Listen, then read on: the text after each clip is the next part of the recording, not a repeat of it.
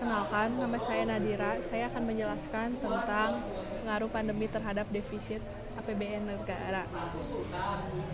Di sini saya akan menjelaskan tentang fiskal policy, yang dimana Indonesia adalah negara yang memiliki 260 juta penduduk, dan menurut data dari Satgas Penanganan COVID, Indonesia berjumlah 747.000 kasus dan menduduki peringkat negara ke-16 dengan kasus COVID terbanyak di dunia.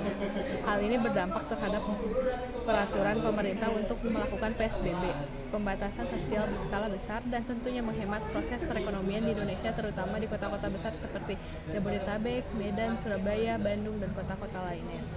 Selain itu, dampak negara mengaruhi APBN negara itu sendiri. Rencana keuangan tahunan pemerintah negara yang disetujui oleh Dewan Perwakilan Rakyat UU APBN 2018 yang bertujuan untuk membangun Indonesia. APBN ini mencatat seluruh pendapatan yang diterima negara dari mulai pembelanjaan atau pengeluaran pemerintah tiap tahunnya dari 1 Januari hingga 31 Desember. Lalu penyusunan APBN Indonesia sendiri dilakukan oleh Kementerian Keuangan RI yang kemudian disetujui oleh DPR. Penyusunan APBN dilakukan untuk membiayai segala kepentingan negara demi mewujudkan perekonomian nasional yang lebih baik. Dari rincian APBN tersebut, pemerintah dapat melihat seberapa besar penerimaan negara yang diterima serta berapa besar biaya yang harus dibayarkan negara itu di tahun anggaran berjalannya. APBN digunakan untuk sumber pendanaan bagi pelaksanaan trilogi pembangunan yang mencakupi pertumbuhan, pemerataan, dan stabilitas ekonomi itu sendiri. Lalu dilansir dari sebuah artikel yang saya dapatkan, Kementerian Keuangan melaporkan hingga 31 September 2020 anggaran penerimaan dan belanja negara mengalami defisit 682,1 triliun atau 4,16% dari produk PDB itu sendiri. Secara lebih rinci, di dalam paparan dijelaskan pendapat negara hingga akhir September tercatat mencapai 1,159 triliun, di mana angka tersebut turun 13,7% jika dibandingkan dengan realisasi pada periode yang sama tahun lalu, yaitu sebesar 1.342,25 triliun.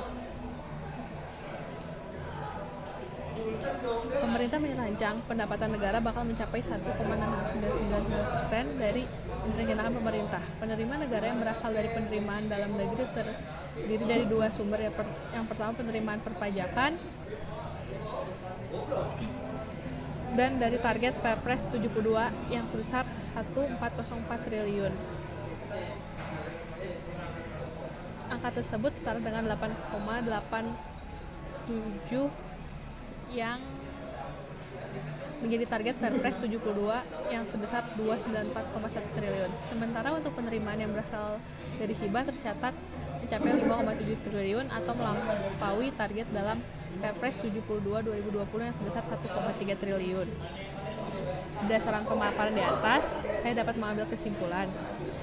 Yang pertama, dari sisi belanja, negara secara keseluruhan sudah terrealisasi 1.841,1 triliun atau 67,2% dari alokasi dalam Perpres 72. Angka tersebut juga meningkat 15,5% jika dibandingkan dengan realisasi tahun lalu yang sebesar 1.594,66 triliun. Yang kedua, pemerintah berhasil mengakselerasikan belanja secara luas bisa dari kuartal 3 dan diharapkan menjadi pendorong atau menciptakan siklus yang positif atau mendekati realisasinya dari kuartal 3 dan 4. Lebih rinci, belanja pemerintah pusat 1.211,4 triliun atau naik 21,2% dibanding tahun lalu yang sebesar 99,12 triliun. Angka tersebut setara dengan 61,3% dari target serapan dalam APBN yang sebesar 1.975,2 triliun.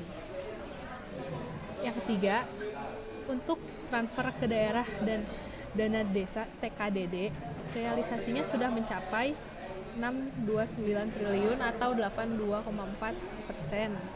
Sekian dari saya. Terima kasih. Wassalamualaikum warahmatullahi wabarakatuh.